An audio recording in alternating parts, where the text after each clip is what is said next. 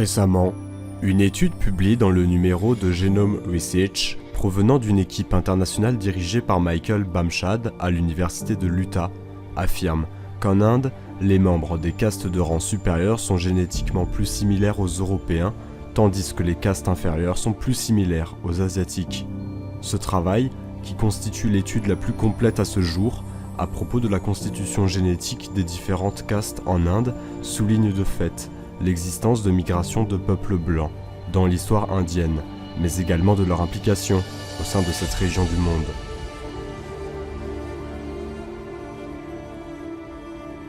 L'étude compare les variations de l'ADN héritées par la mère, les variations héritées par le père et les variations héritées par les deux parents entre 265 hommes indiens de différentes castes et 750 hommes africains, européens, asiatiques et autres indiens. La comparaison détaillée a révélé que les similitudes génétiques entre les Indiens et les Européens ont tendance à augmenter avec le rang de caste. Les origines des Indiens actuels sont un sujet passionnant car résultant d'une histoire assez complexe. Si à l'origine étaient présents en Inde des populations dites proto-asiatiques, il y a environ 4000 à 5000 ans, selon les chercheurs, des hommes de la langue indo-européenne en provenance d'Eurasie occidentale sont entrés dans ce qui constitue l'Inde actuelle, plus intéressant encore, sachant que les membres des castes de rang plus élevés présentent une relation génétique plus étroite avec les Européens que les castes de rang inférieur, étant donné l'interdiction des mariages intercastes, il semblerait que ce sont ces migrants d'Eurasie qui ont établi le système actuel de castes hindous en se nommant logiquement à des castes de rang plus élevé. De plus, les scientifiques ont trouvé des tendances différentes en comparant les variations héréditaires maternelles mitochondriales et les variations héritées paternellement par le chromosome Y. L'ADN hérité de la mère dans les populations indiennes était globalement plus similaire aux Asiatiques qu'aux Européens, bien que la similitude avec les Européens augmentait avec le rang.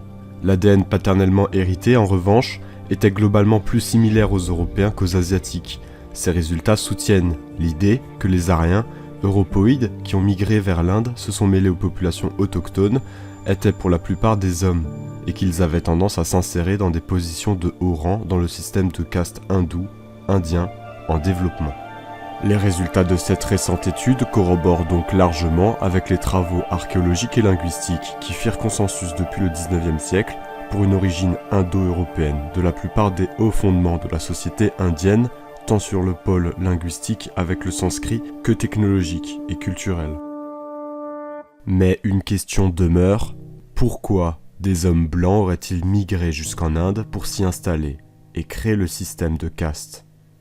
En premier lieu, les spécialistes décrivent l'arrivée vers l'an -1800 de peuples indo-européens qui pénètrent dans le bassin moyen du fleuve Indus. Ces peuples sont des nomades pasteurs, c'est-à-dire où le bétail est mené en troupeau dans le but de trouver de nouveaux pâturages.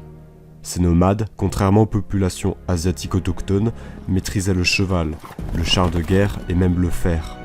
Ces nomades furent appelés les Indo-Aryens, une branche indo-européenne.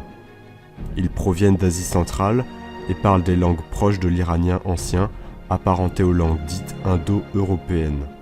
Selon la majorité des études actuelles, les locuteurs des premières langues indo-aryennes seraient associés à la culture d'Andronovo.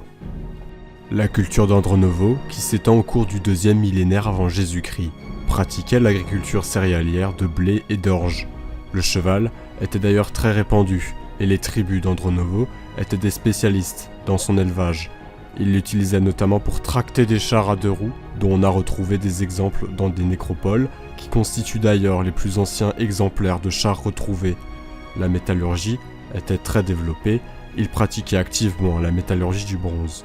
La culture d'Andronovo est issue d'une migration provenant de la culture de la céramique cordée en Europe du centre-nord, qui est une culture indo-européenne également très liée à la culture de Yamna. Il s'agit donc d'une vague indo-européenne originaire d'Europe, qui serait à l'origine de la branche des langues indo-iraniennes dont proviennent les Indo-Aryens. Ainsi, les Indo-Aryens sont une extension de la culture indo-européenne de Yamna vers l'est. En fait, on distingue 2 groupes originaires de la culture d'Andronovo qui descendent vers le sud, les Indo-Aryens et les Indo-Iraniens.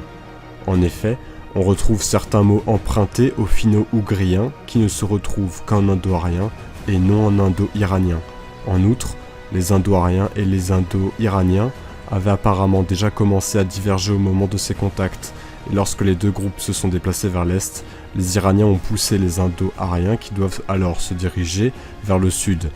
Dès la fin du 3e millénaire, ils seraient ainsi présents dans l'actuel Turkménistan. Une partie d'entre eux s'oriente ensuite vers l'ouest et prend la tête du royaume de Mitanni, pendant que d'autres se fixent en Iran ou poursuivent leur route vers l'Afghanistan et le nord de l'Inde, où les premiers arriveront au début du 2e millénaire. En fait, après l'installation des Indo-Aryens en Bactriane, au sud-est de l'actuel Ouzbékistan et au nord de l'Afghanistan, ils ont laissé leur empreinte sur une civilisation de l'âge du bronze, datée de -2100 à -1700. On l'appelle la civilisation bactro-margienne. À partir de la Bactriane, ils ont migré vers l'Inde du Nord et ont communiqué aux autochtones leur langue et leur culture. À ce stade, leur langue est appelée le védique, parce qu'elle est celle des plus anciens textes indiens, les Védas.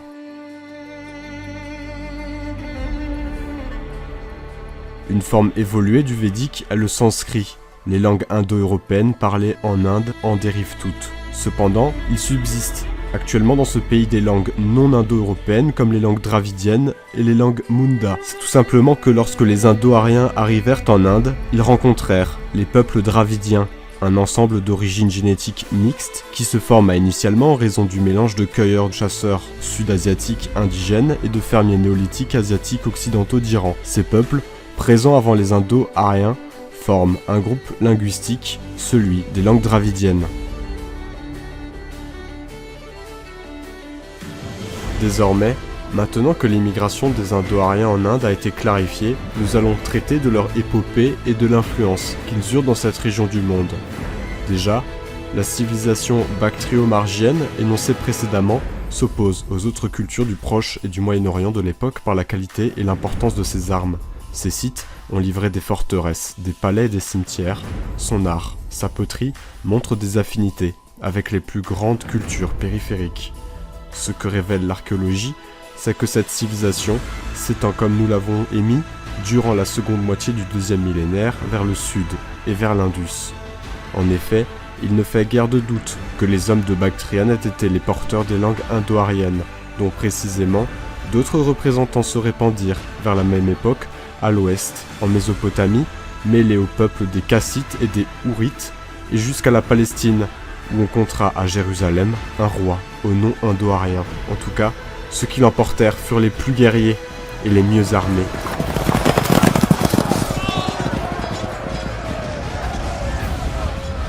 Il fallut peu de temps aux Aryens, munis de terribles chars de guerre et d'armes plus perfectionnées, pour soumettre les populations locales. D'ailleurs, le Rig Veda, le plus ancien recueil d'hymnes indiens, ne connaît pas l'Inde. Les fleuves qu'il nomme sont dans les actuels Pakistan et Afghanistan, ce qui souligne bien l'origine de la conquête indienne, par le nord. Cette conquête entraîna l'effondrement de la civilisation de la vallée de l'Indus qui occupait cette région avant l'arrivée des Indo-Aryens. Si peu d'éléments prouvent une invasion impliquant des destructions massives, les études de 2018 confirment bel et bien la thèse indo-aryenne avec l'apparition soudaine d'un apport génétique europoïde durant la première moitié du 2e millénaire avant Jésus-Christ dans cette région. Ainsi, la migration indo-aryenne, correspondant évidemment au locuteur de l'ancêtre du sanskrit védique dans cette région, est prouvée par la génétique. Cependant, les Aryens auraient rapidement dominé l'espace sans occasionner beaucoup de dégâts ou de morts au vu du peu de découvertes archéologiques qui témoigneraient de ces scènes de violence.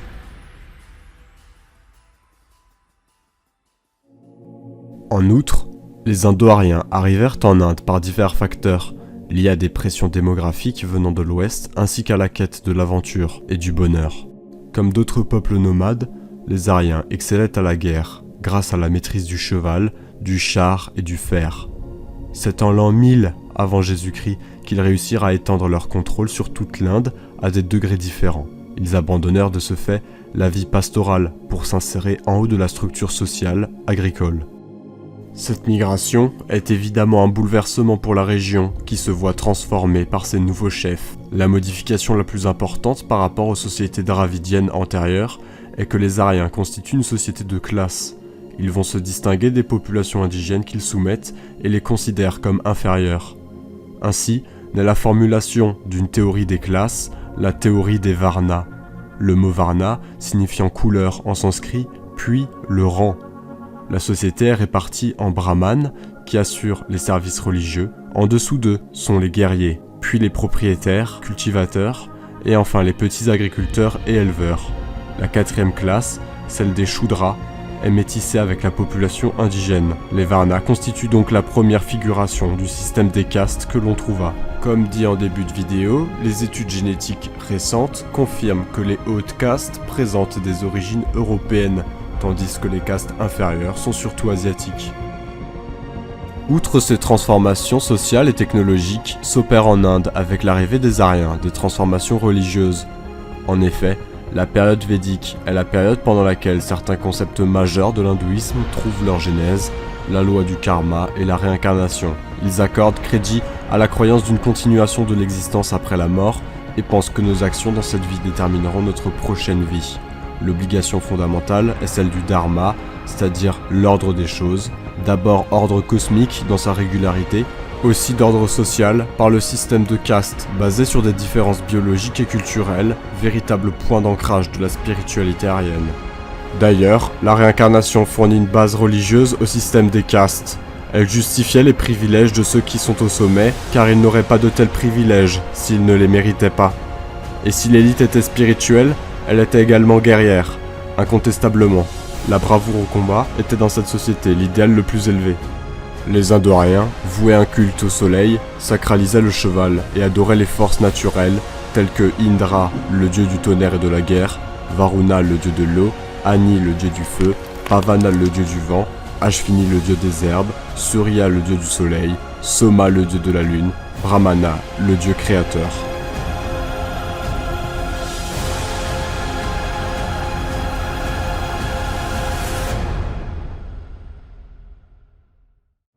Cet enseignement proviendra de sages et de chefs spirituels indo-aryens qui donneront ensuite naissance au bouddhisme actuel. Rappelons les 32 caractéristiques physiques de Siddhartha Gautama, vu comme le premier, le plus pur et le plus parfait Bouddha à qui on lui attribua les yeux bleus. D'ailleurs, les premières représentations qui ont été faites de lui le décrivent unanimement de type plutôt européen. La toute première représentation de lui, retrouvée dans le cercueil de Bimaran, qui date du 1er siècle de notre ère, le décrit comme n'ayant pas les yeux bridés. Il a les cheveux lisses, et la forme du visage est clairement originaire de l'Ouest eurasien et ne provient pas d'Asie. On s'éloigne donc des représentations actuelles que l'on se fait du premier Bouddha, qui serait un asiatique bridé, tantôt mince, parfois gros. Ces représentations sont purement subjectives et sont l'avènement de populations asiatiques bien postérieures, qui n'ont pas vécu en Inde à cette époque. Il est donc préférable de rester vigilant sur l'image que l'on se fait de Siddhartha Gautama, sachant que comme nous l'avons vu auparavant, la situation ethnique de la région, à son époque, n'avait rien à voir avec aujourd'hui. Siddhartha Gautama, qui fonda le bouddhisme, permit son extension à l'Asie orientale et au sud-est asiatique. Cependant, cette religion fragilisa le système des castes aryennes. En effet, le Bouddha a rejeté de nombreuses idées contenues dans les textes Védas. Il osa contester l'autorité des prêtres hindous, les brahmanes, et le bien fondé de la hiérarchie de la société qui s'était établie sur tout le territoire à cette époque. Les premiers écrits aryens révèlent qu'entre 1500 avant Jésus-Christ et 400 ans avant Jésus-Christ, les dirigeants aryens, connus sous le nom de Rajas, c'est-à-dire des princes, ont dominé la plus grande part de l'Inde. D'ailleurs, la proportion d'Indo-Aryens se raréfiait à mesure que l'on descendait vers le sud. C'est ce qui explique que les royaumes qui dominèrent la région seront originaires du nord de l'Inde. À la suite des migrations aryennes, va se créer les grands royaumes. Ce sont d'anciens royaumes indiens que les anciens textes bouddhistes comme l'Anguttara Nikaya décrivent comme étant au nombre de 16. Ils ont évolué et se sont épanouis dans une ceinture qui s'étend du Gandhara dans le nord-ouest à Anga, dans la partie orientale du sous-continent indien. Le 5e siècle avant Jésus-Christ, date de ces royaumes, est souvent considéré comme un tournant majeur du début de l'histoire indienne. Le Magadha est le plus grand des 16 royaumes de l'Inde ancienne. La première référence au Magadha se trouve dans l'Atharva Veda, qui appartient au corpus des hymnes védiques que nous avons présenté précédemment. Deux des grandes religions de l'Inde, le jaïnisme et le bouddhisme, ont des racines dans le Magadha, ainsi que deux des plus grands empires de l'Inde, l'empire Maurya et l'empire Gupta. Ces empires, indo-aryens, sont responsables du progrès de la science antique de l'Inde, notamment dans les domaines mathématiques, astronomiques, philosophiques, médical et spirituel, et sont considérés comme l'âge d'or de l'Inde. D'après les travaux publiés en 2001 de Michel Waldschmidt, il n'y a pas de traces de mathématiques en Inde antérieures à 1500 avant Jésus-Christ. Avant l'arrivée des Aryens, on ne trouve pas, dans la civilisation de la vallée de l'Indus, vers 3000 ans avant notre ère, de mathématiques, outre quelques outils de mesure, et l'écriture n'est pas encore déchiffrée. L'Atharva Veda, provenant de la période védique entre le 2e et le 1er millénaire avant Jésus-Christ énoncé précédemment, est le premier texte hindou à entretenir un rapport avec la médecine. Il identifie les causes de la maladie comme étant des agents causaux vitaux et non hiératiques. En lien avec la nature, les Indo-Aryens découvrent les propriétés de certaines plantes et créent des différentes mixtures qui ressemblent aux propriétés antibiotiques d'aujourd'hui. C'est pourquoi l'Atharva Veda peut prétendre être l'un des premiers textes de l'humanité à avoir registré l'usage d'agents antibiotiques. Pour Geoffroy Clauch Ainsworth, mycologue et historien des sciences britanniques, l'Atharva Veda, livre sacré de l'hindouisme, était annonciateur de la mycologie, la connaissance des champignons et de leurs effets, notamment thérapeutiques. L'astronomie indienne est une des disciplines auxiliaires associées avec l'étude des Védas. Le premier texte relatant d'astronomie en Inde est le traité de l'Agada, daté de la période de l'empire Maurya, de -322 à -180. Comme pour d'autres traditions, l'application de l'astronomie était essentiellement religieuse. Les premières informations concernant les connaissances astronomiques indiennes sont contenues dans le Rig Veda et portent les mouvements des planètes, du Soleil et de la Lune. Les astronomes indo-aryens utilisaient des modèles numériques leur permettant de décrire les irrégularités des trajectoires du Soleil et de la Lune. Au 5e siècle, les astronomes sont capables de calculer des dates de levée héliaque, les phases de la Lune, les positions des planètes ou encore de prévoir les éclipses. Le royaume de Magadha est donc un élément important dans la compréhension de l'histoire de l'Inde antique.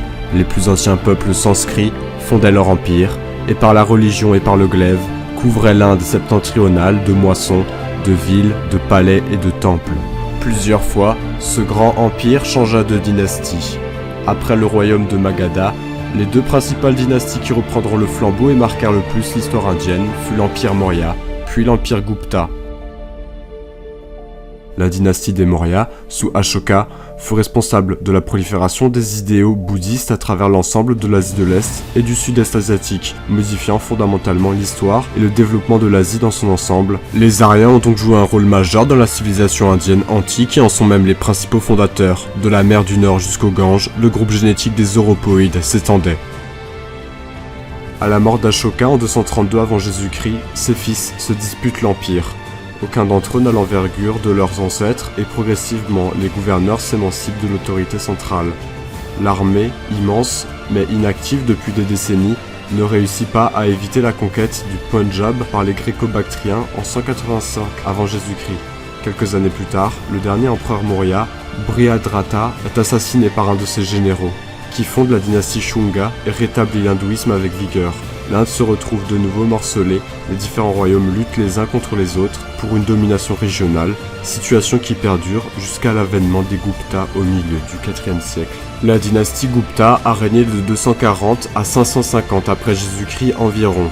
L'empire des Gupta a été l'un des plus grands empires politiques et militaires dans l'Inde ancienne.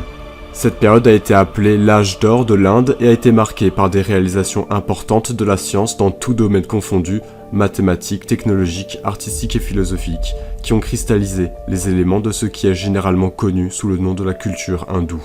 Le système de numération décimale, y compris le concept du zéro, a été inventé en Inde au cours de cette période. La paix et la prospérité, créée sous la direction des Gupta, a permis la poursuite des activités scientifiques et artistiques de l'Inde. Aujourd'hui, les chercheurs s'accordent à dire que ces sciences en doivent beaucoup aux apports occidentaux, grecs avant tout. Ainsi, les migrations venant de l'Ouest eurasien sont essentielles dans la compréhension de la civilisation indienne et de son âge d'or. On comprend mieux pourquoi Arien ou Arya est un terme qui signifie noble ou honorable. Ce nom possède cet avantage précieux d'avoir été choisi par les tribus mêmes auxquelles il s'applique. Les peuples ariens étaient donc, d'après leur propre désignation, des hommes honorables, dignes d'estime et de respect. Si à première vue il pourrait s'agir d'une dénomination à la portée hautaine, nous avons démontré que les peuples blancs, précisément la branche indo-arienne, a apporté beaucoup à l'Inde antique, tant sur la structure sociale et politique du pays avec l'importation de nouvelles croyances qui feront émerger l'hindouisme, le bouddhisme et le jaïnisme, que technologique avec l'apport du char et du fer, ou dans les sciences où l'Inde prospère. En somme, la force de l'Inde a longtemps résidé dans l'apport de peuples venant de l'Ouest eurasien. Il ne s'agit pas ici de nier l'existence d'une culture indienne singulière, mais de nuancer sa singularité au vu des éléments anciens et nouveaux que nous disposons, afin d'expliquer de manière plus rationnelle une partie de son origine. L'existence curieuse de groupes indiens aux yeux bleus, aux cheveux clairs et aux traits européens, avec la corrélation de leur rang social ou de leur situation géographique, n'est désormais plus un mystère et encore moins un hasard de l'histoire. De même pour l'importance que les Indiens accordent au char et à la roue dans leur mythologie et qui fut une importation indo-européenne. Le Mahabharata, traduit en Grande Inde, est l'une des plus importantes épopées sanskrites de la mythologie hindoue. Le récit nous raconte les épreuves subies par les 5 frères Pandava et leurs cousins les Kauravas pour la conquête du pays des Aryas, c'est-à-dire des Aryens au nord du Gange en Inde. C'est l'un des 2 grands poèmes épiques de l'Inde, fondateur de l'hindouisme, avec le Ramayana. Il relate de 2 empires dotés d'une technologie époustouflante. Mis à part la mythologie, plus récemment, le drapeau indien représente le chakra d'Ashoka, qui symbolise la roue éternelle de la loi. Ces mêmes roues foulèrent pour la première fois la terre indienne il y a 3 millénaires et étaient dirigées par des hommes aux cheveux clairs. Ces derniers, après avoir établi un grand nombre de royaumes et de savoirs, disparaîtront par les guerres. L'empire Gupta sera un des derniers royaumes indo-ariens.